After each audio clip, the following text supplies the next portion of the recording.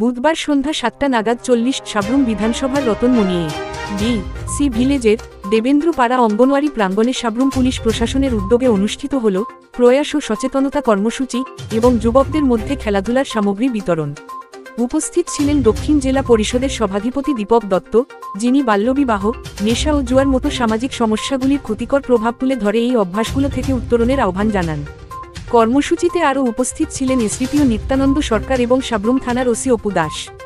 বক্তারা বলেন, এ ধরনের উদ্যোগ শুধু সমাজকে নিরাপদ করে তোলে না, বরং তরুণ প্রজন্মকে ইতিবাচক পথে এগিয়ে যেতে উৎসাহিত করে। খেলাধুলার সামগ্রী বিতরণ যুবকদের মনোযোগ সুস্থ কর্মকাণ্ডে আকৃষ্ট করতে বিশেষ ভূমিকা রাখবে বলে মত প্রকাশ করেন অতিথিরা। পুলিশ প্রশাসনের এই সামাজিক দায়িত্ববোধমূলক উদ্যোগকে স্থানীয় বাসিন্দারা বিশেষভাবে স্বাগত জানান। নমস্কার। আজ সাবরুম বিধানসভার অন্তর্গত যা সাতটা ব্লকের অধীন রতনমণি ডিসি ভিলেজ, তো ভিলেজ এলাকার দেবেন্দ্রপাড়াতে আমাদের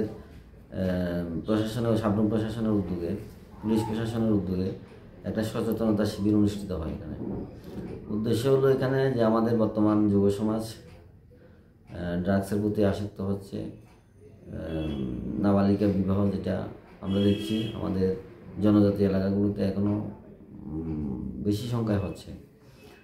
পাশাপাশি সাইবার ক্রাইম এবং অন্যান্য বিষয়গুলি নিয়ে যেটা সচেতনতামূলক শিবির করা হয়েছে। তো ওই শিবিরে আমি অংশগ্রহণ করি এবং ওখানে আমাকে ফোনের মাধ্যমে তারা জানিয়েছিল তাদের কিছু খেলাধুলার সামগ্রীর প্রয়োজন রয়েছে। ওখানে আমাদের যে ড্রাগস এবং চাইল্ড ম্যারেজ, সাইবার ক্রাইম বা অন্যান্য বিষয় যেগুলো রয়েছে সচেতনতামূলক, তাদেরকে সচেতন করা হয়। পাশাপাশি খেলাধুলার কিছু সামগ্রী তাদেরকে বিতরণ করি। তো তারা খুবই খুশি হয়েছেন এখানে আমাদেরকে পেয়ে, কারণ পূর্বে এইভাবে প্রশাসনের তরফ থেকে তাদেরকে এইভাবে সচেতন করা হয়নি। ড্রাগসের, চাইল্ড ম্যারেজের যে খারাপ দিকগুলো রয়েছে এখানে আমাদের প্রশাসনের পক্ষ থেকে তাদের সামনে তুলে ধরা হয়েছে এবং যে যুব সমাজ আগামী দিনের ভবিষ্যৎ যারা, তাদেরকে সঠিক পথে পরিচালিত করার জন্য তাদের কী করণীয় প্রশাসনের পক্ষ থেকে তাদেরকে এখানে সব কিছু বিষয়ে সচেতন করা হয়েছে।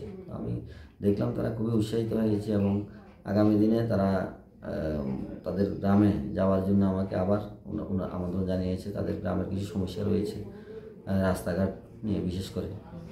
তো আমি কথা দিয়েছি আবার পুনরায় ওই গ্রামে যাবে এবং তাদের রাস্তার যে সমস্যাগুলো রয়েছে এগুলি দূর করার জন্য চেষ্টা করব।